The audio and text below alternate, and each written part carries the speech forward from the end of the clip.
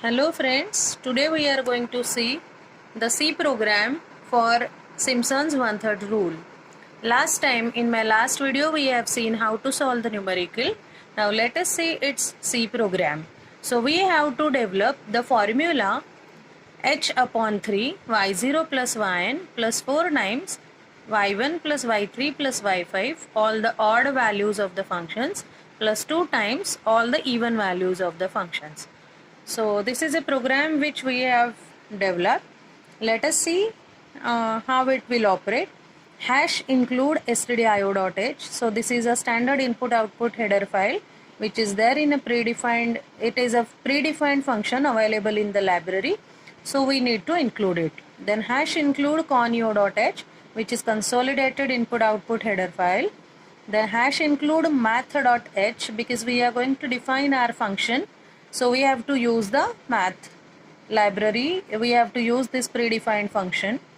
Then we are defining the function which is our function which is say y is equal to e raised to x is the numerical which we have solved last time. So here I am defining a user defined function hash define. Then you have to give the name to the function which I have given as y. Then passing variable you have to write inside a circular bracket. So we are going to pass x and the function is e raised to x. So I have written exp x which is e raised to x exponential x.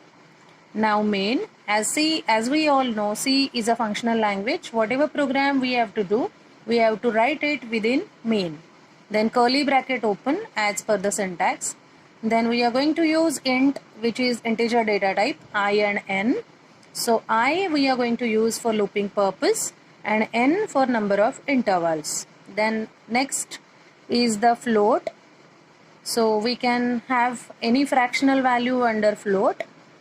So we are taking the variables x0 for initial value of x, initial approximation, xn, final approximation, h which is a step size, and sum. So sum is equal to 0 we are assuming initially, so that we will add it up and it will add to the 0 and we'll get the final answer. Now as we all know, every line is ended with a semicolon as per the syntax of C programming. Now the next is CLR-SCR. It is for clearing the screen. The next is printf. So whatever we write inside the double quote, that will be printed on the screen. So we have written /n so that it will take a new line. /n is for taking a new line. So it will print on the screen Simpson's one-third rule to solve the integration. Now next is printf. Enter the number of intervals. So it will go to the new line and it will write enter the number of intervals. Now user will enter the number of intervals that we are going to take in the memory name n.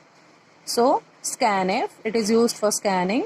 Now n we have defined in integer, therefore we will write double quote %d double quote complete comma and n. So whatever value user will enter, that will be stored in a variable name n which is of integer data type. Now next is printf, enter upper limit, so that we will take in xn. So similar to previous scanf, in this scanf instead of %d we will write %f as we have declared xn in a float data type, right? So we can give any fraction or any number. So whatever is the upper limit, that user will enter and it will be stored in a variable xn which is of float data type. Similarly printf, enter the lower limit, so that we will put in x0. Now we will calculate the step size h which is equal to xn minus x0 upon n. This is as per the formula given by Simpson's one-third rule. So once we have calculated h, now we'll move to the development of the formula. So here let us see, in the formula we have to calculate y0 plus yn, then 4 times all the odd terms and 2 times all the even terms.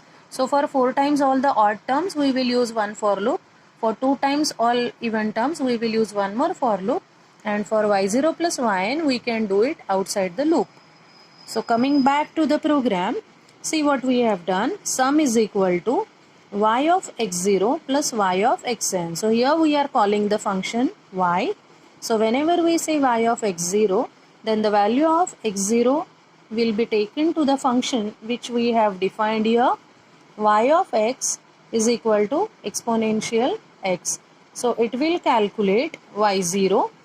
So we are adding y0 and yn here. So in the formula we are doing this step and it will be stored in a variable name sum. Now we'll go to the for loop for I equal to 1. I is less than n. So we have used n for number of intervals.